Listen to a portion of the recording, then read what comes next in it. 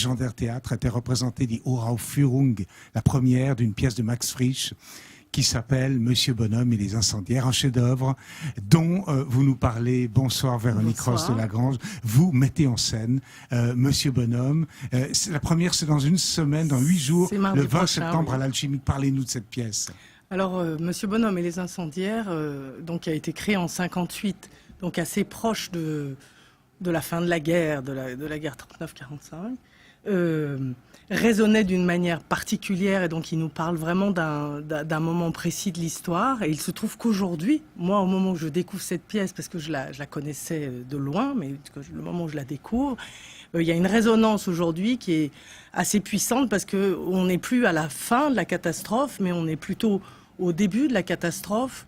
Dans le résultat en fait d'un déni annoncé depuis que moi je suis gamine, on m'annonce le réchauffement de la planète, l'ultralibéralisme qui va nous bouffer, les banques, le terrorisme aussi, et moi j'ai entendu ça, et puis petit à petit on a le nez dedans. Et Monsieur Bonhomme et Madame Bonhomme souffrent d'un aveuglement et d'un déni qui est complètement éblouissant. Alors, Monsieur Bonhomme et son épouse s'appellent Babette, je crois. Babette, Théodore. Ils vivent dans une maison assez bourgeoise, et puis il y a des incendiaires qui se pointent.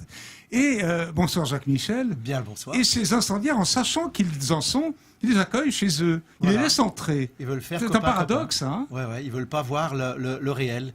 Ils sont tellement aveuglés qu'ils veulent tellement ne pas changer leurs habitudes, rester dans leur petit confort. Il faut bien savoir que dans le même temps où ces incendiaires arrivent, Monsieur Bonhomme licencie son partenaire avec lequel il a fait fortune, et son partenaire se suicide. Donc il va se retrouver dans une histoire absolument terrible.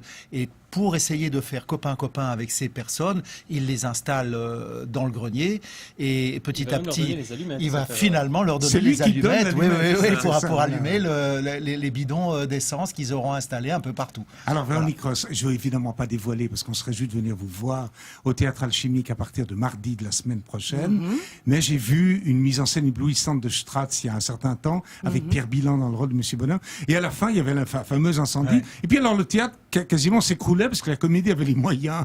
C'était Atlanta, vous savez, dans le temps, n'importe le vent.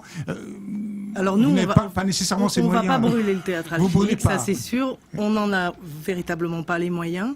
Et finalement, je me dis que c'est pas forcément... C'est important d'arriver à cette espèce d'explosion, mais moi, ce qui m'intéresse, en tout cas à la fin du spectacle, c'est ce qui se passe après. Et en fait, le chœur de pompier finit par nous dire que cette histoire absurde n'a strictement rien changé, et ça finit par malheur à nous, malheur à nous, malheur à vous. Et que c'est plus cette tristesse, en fait.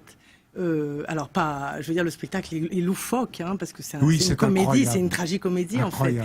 Mais il y a quand même au final une position que moi j'ai envie de prendre, c'est que c'est drôle, mais c'est dur. C'est les deux. Hein. Voilà, c'est drôle, mais c'est dur, et que tout nous pète à la figure, c'est drôle, mais c'est pas toujours drôle.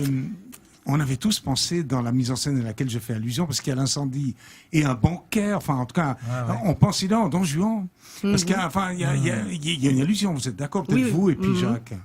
Bien sûr. Il y a quelque chose. Il y a aussi quelque chose qui est important chez Frisch, c'est qu'au bout du compte, au milieu de la pièce, il y a un des chœurs des pompiers qui finit par dire de manière très audible, quand on a encore plus peur du changement que du malheur, comment éviter le malheur. Et vous ça, c'est toute l'histoire dans laquelle on est. D'ailleurs, hein. Voilà. Alors, si vous êtes d'accord, je vais donner les noms, parce que vous êtes Véronique Ross de Lagrange, le metteur en scène de ce spectacle. Alors, Doris City, c'est du beau monde. Hein. Doris City, Anne-Laure Louisoni, vous-même Jacques Michel, Pierre Miseret, dans le rôle titre de Herr Biedermann, Monsieur Bonhomme, Ninon pour la musique, j'imagine, et puis Claude Vimin, c'est des sacrés acteurs, une belle brochette. Hein. Oui, on est allé chercher du lourd, des acteurs, comme ils disent d'eux-mêmes, confirmés. Et ça fait une sacrée bande, en fait. Il se trouve que c'est Doris Sitting qui joue un des incendiaires. Donc, dans cette version-là, un des deux incendiaires est une femme. parce que ça me semblait intelligent de partager La responsabilité. la responsabilité. Le mal. Voilà, le mal et à la péché fois la originel. révolte. Et à la fois la révolte, parce que ce mal découle d'une révolte. Et voilà, et du coup, il y a ces deux-là. Et puis, c'est des biens, c'est des bons. Donc Alors, on a 2 conseillers municipaux cultivés, amateurs de culture, l'un comme l'autre, parce que je les rencontre souvent l'un comme l'autre au théâtre. Ça vous donne envie, Olivier? Oui, ça me fait très envie. Et en fait, pour moi, c'est une allusion qui me fait penser à quelque chose qui s'est passé réellement. C'est dans les années 90 à Venise, la Fenice qui est avait en travaux de brûlé. rénovation.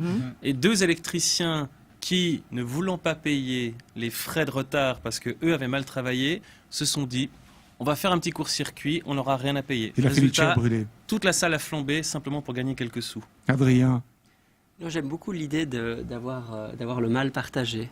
C'est une belle façon de Par voir les une choses. femme. Vous vous rendez compte? On fait toujours l'histoire du combat des genres et c'est vrai que c'est bien de l'adapter aussi quand c'est mal.